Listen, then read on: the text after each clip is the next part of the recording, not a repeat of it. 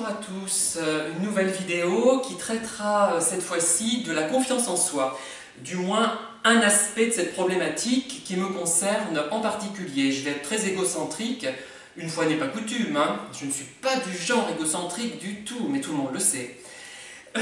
Bien, alors, donc on me reproche souvent de manquer de confiance en moi, notamment lorsque je parle de mes ouvrages.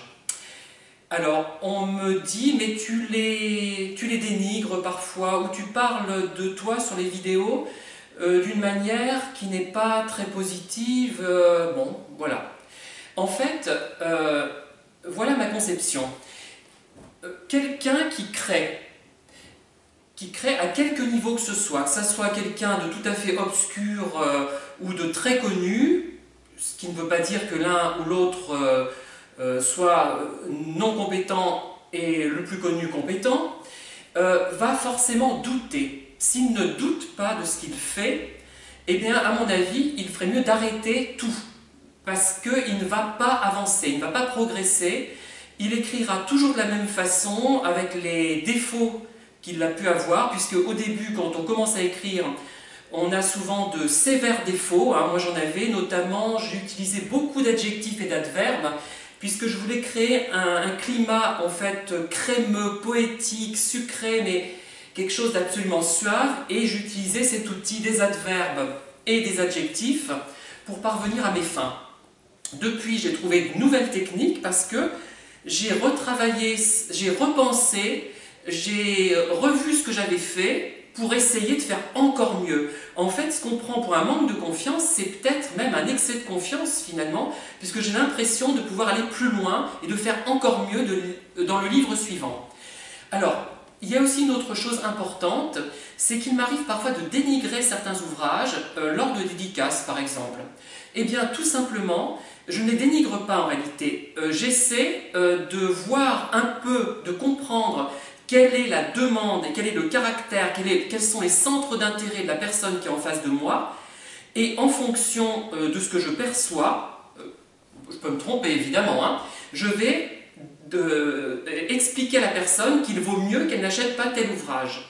Par exemple, j'ai écrit un livre qui s'appelle L'inconnu du lac de Guérille. La première édition est de 2007 et je l'ai réédité jusqu'en 2016 à peu près.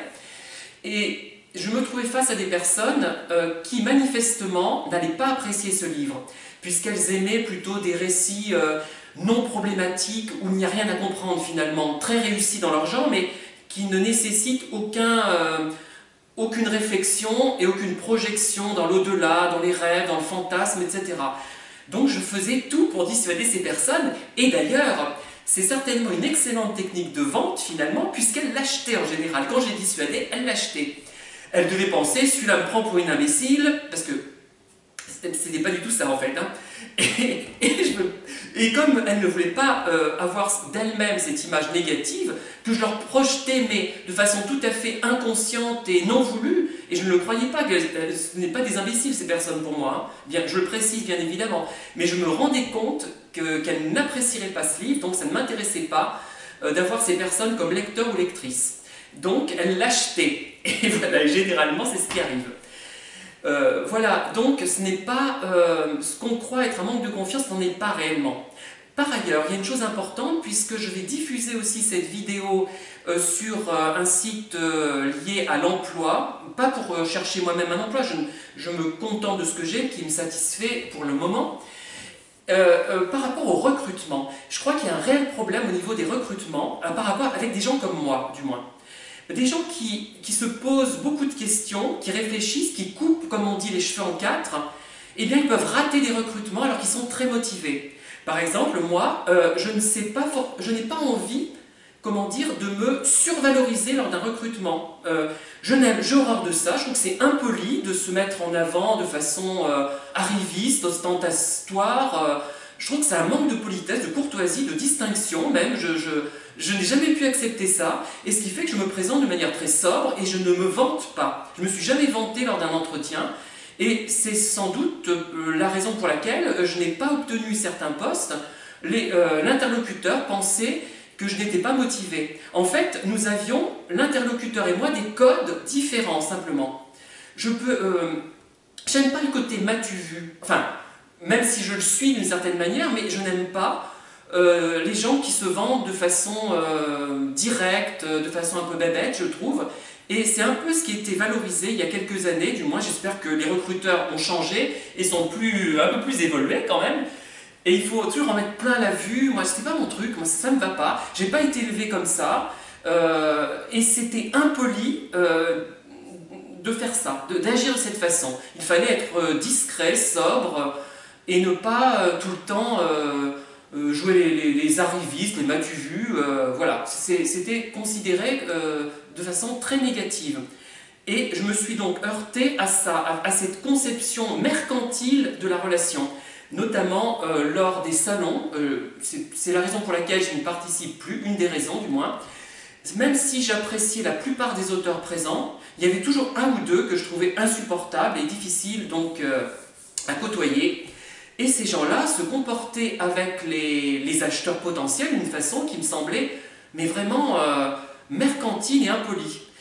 On a l'impression que ces gens n'étaient pas de vrais créateurs, ces personnes n'étaient pas créatrices puisqu'elles vendaient en quelque sorte un produit. Je trouvais ça complètement incroyable et inacceptable. D'ailleurs, elles n'avaient souvent aucun respect pour les autres auteurs qui étaient autour, puisque elles les faisaient fuir souvent. Et du coup, les acheteurs potentiels de nos ouvrages partaient loin pour fuir la personne en question, ou alors elles s'arrêtaient vers cette personne, elles lui achetaient un livre ou plusieurs livres, et elles n'avaient plus les moyens d'acquérir les ouvrages des autres auteurs qui étaient à côté.